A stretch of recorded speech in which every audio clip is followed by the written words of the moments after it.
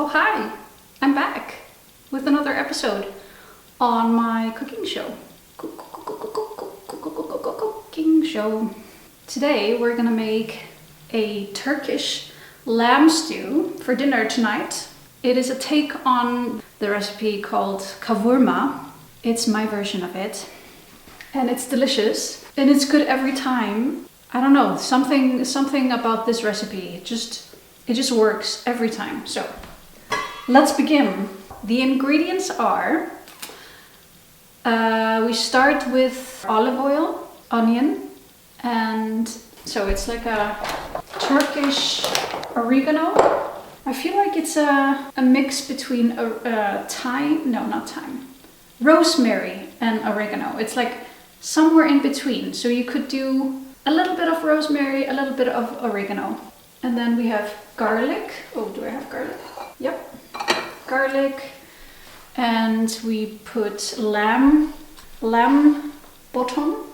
And we put eggplant, we put green bell pepper and potatoes. And then we also put tomato paste. And that's it. Water. So let's begin with the onion. Usually I use smaller onions because I like to just cut them in half, but I think these are a bit too big to cut in half, so we'll cut them in quarters. So for the two of us for tonight, I have like this one big chunk of lamb's bottom. Yeah, I'll just use 2 onions for us. That's enough. So I'll put some olive oil in here, and I'm using olive oil. In my last video I was talking about it, but this is, I don't know, I tried using tallow in this, but it just became heavy in a strange way, so maybe I just overdid it actually. So you can use tallow. Should I try it? Let's try it together.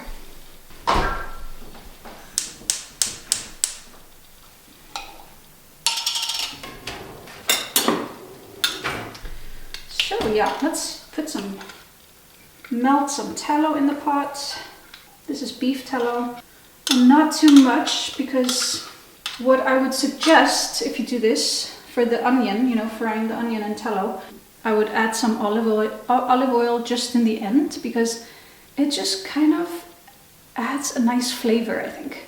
I wouldn't overdo it, with the tallow here, because then we can add some olive oil in the end. Oh yeah, of course I also put pepper.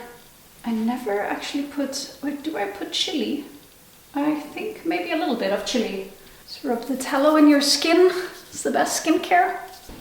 It's a beautiful day. It's sunny. Also yesterday was really beautiful. Nice fall day. So I will just cut this onion. And we're gonna cook these onions until they're browned. We want some browning on them, but they don't have to be fully cooked when we then take them out of the pan to the side. But I'll show you as we go. Don't worry. Yeah, this is just a delicious stew that I started to make this because we had some Turkish takeaway foods, and we had something similar to this, and it was called kavurma on their menu. So I just tried to make something that reminded me of that. I haven't looked up any recipes on kavurma. I just kind of, I don't follow recipes, so I just make things up. But this is a hit with like everyone I make this for really loves it. There's nothing to not like about it. I think even vegans would love it, And then we just cut them in quarters and put them in the pan. And now is the time to add also the oregano, or the oregano plus rosemary. And a little handful of this. Not handful, I don't know what to say, like 2 pinches, I guess. And then we add garlic. Oh, there's nothing more annoying than those tiny garlic cloves. That's how they are when they're organic. They are so tiny that I will be adding like 8, 9. Yeah, that's a good amount. Yeah, and I just smash them actually. My knife.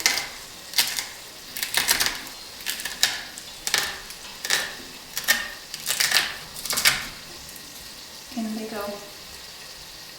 I'm glad we switched to tallow because let's treat olive oil well, right? Let's keep it raw as much as we can. By the way, I was thinking about seed oils a bit today. And I was like, seed oils aren't all bad, you know? It's not about the seed oil, you know? It's actually more about just how it's processed. So, you know, a cold pressed seed oil that is well, how to say, preserved in a dark glass bottle is gonna be totally okay, you know? The question is just like, why would you use a seed oil? Like, what are you gonna use it for? I don't know. I mean, okay, maybe for baking, I guess, but then again, you're heating it, you know, and I think you want to keep it raw. Honestly, I think you want to keep seed oils cold pressed and raw, just like olive oil. So, you know, nothing wrong with the seed oil, just how are you using it? So I think that goes also for just any ingredient from Mother Earth. It's just like, how are we treating it, you know?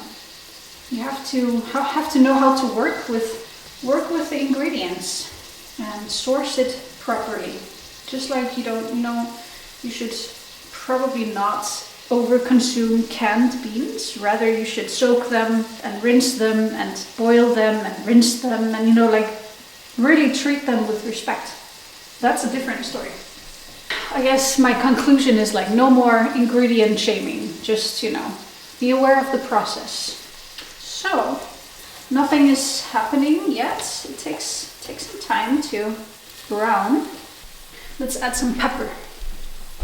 Black pepper. And I said chili. I don't know though. I feel like I don't put chili in here. Well, maybe I do. I do actually. Yeah. A little bit of chili.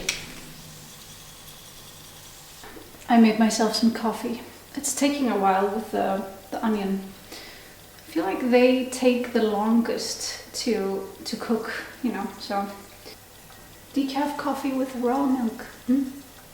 That's a real luxury, isn't it? Okay, the onion has browned a bit, so I took them out of the pan, put them in a little bowl to set aside. And they're not cooked, you know, they will cook more later. It was just to get a nice golden color on them.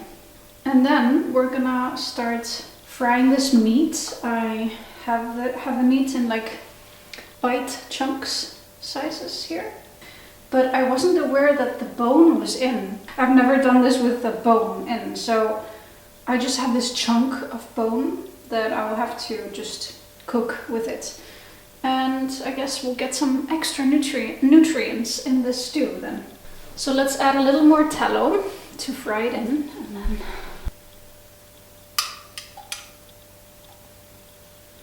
like that. Not too much.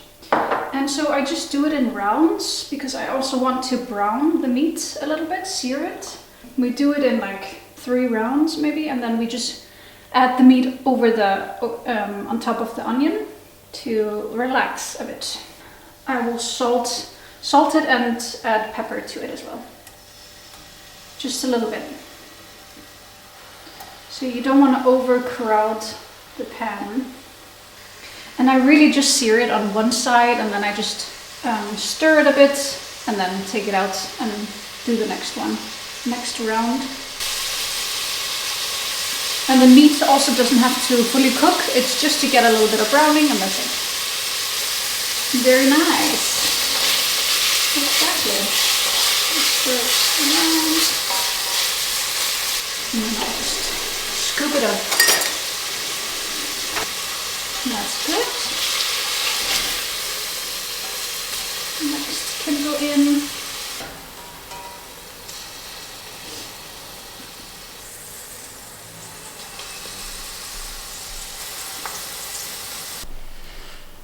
meat is seared, so we can move on to the bell pepper. This little boy, we will just slice it into this size. But it doesn't really have to be even either. Like, just do irregular cuts. I like that. Some pieces are bigger, some are smaller. That's good. And then we just fry that out. I sound like a real chef. Actually, you don't have to brown these. So now we can just add all the onion and all the meats into the pot. And always scoop this beautiful, you see this beautiful brown liquid? It has to go in, all of it. This is good stuff. And now we can make like a stew. Now it's gonna get cozy. Well, now is a good time to salt the meat. Gosh, I forgot to salt it and put pepper on it. But that's fine. Now is also a perfectly good time to do it. Just a bit of salt here. And now we can also add the eggplant, and that's actually the last vegetable we'll add for now, because the potatoes, I boiled them separately to just get the perfect consistency on the potato. I think that's quite important, that it's like perfectly cooked. So I cook them separately and then I add them cooked in the very end. And I also do like a bite. It's all kind of the same size. I think I should be de-seeding the eggplant and peeling it because of some potential toxins, you know, in the anti-nutrients in the skin and the seeds, but I find then there's nothing left really, you know, so yeah, I don't do it. But I always peel my potatoes. They are always peeled. Yeah, now we can just mix this up and let them just cook for a bit in their own steam. And then we can add water. And then finally we add the tomato paste. If you add the tomato paste too early, it takes forever to cook. So don't put this until the very end. Yeah, and how long does it cook? Not sure. Maybe when they're all together here cooking, it takes maybe half an hour or an hour. I think this is like a 2-hour cooking session, approximately.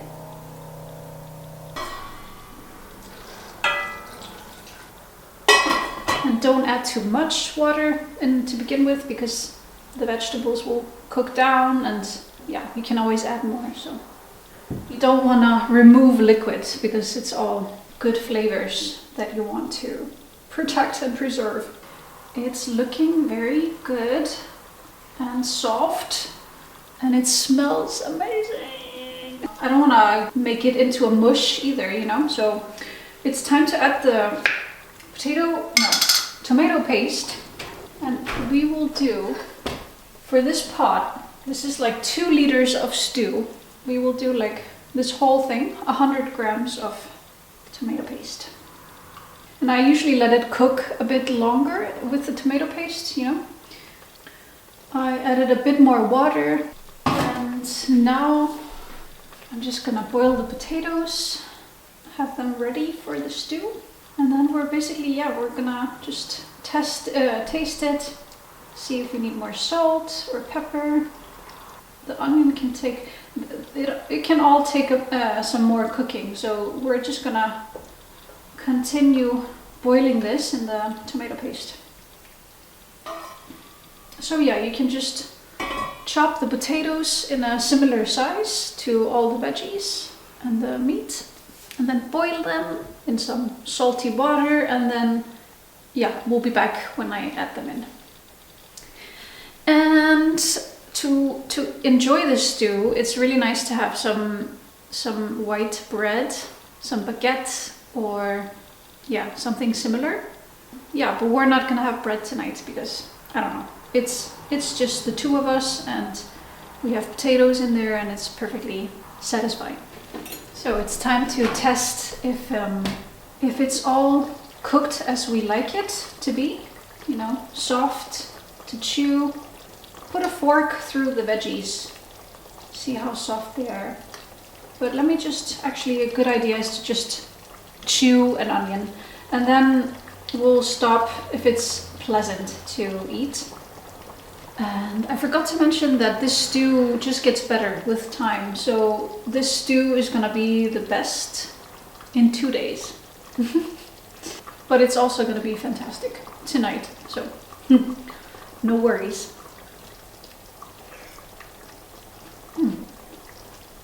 Okay. Could cook a little longer, so we'll keep this going for a bit. Now I'm gonna boil the potatoes and we'll be back. So potatoes are cooked. I'm just gonna strain them. So potatoes going in. I turned the stew off because I thought no more softening, please. Add the potatoes, mix it up, and then we can taste it. Okay, there's quite a lot of fat in here, so I'm not gonna add my olive oil, but so I guess, yeah, it just depends on how much fat is on the lamb bottom. But this looks beautiful. Just the perfect amount of water. Of course I will show you. Come on, don't be silly. Okay, this is what it looks like. Ooh. Yeah, that looks good. So let's taste the sauce. See if we like the salt level, and you know, people can also always add their own, adjust their own salt, you know, for themselves. But I think some people just don't know how much better food can be if they just up the salt. So it's like, yeah, there can be quite a difference between a meal with too little salt versus a meal that has a good amount of salt. So, you know, salt it well. But let's try it.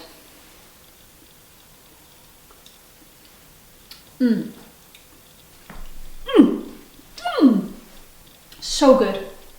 So yum. That's it. I mean, you saw it. It's here. It's ready. We did it together. Thank you for watching, and we'll see each other very soon, I'm sure.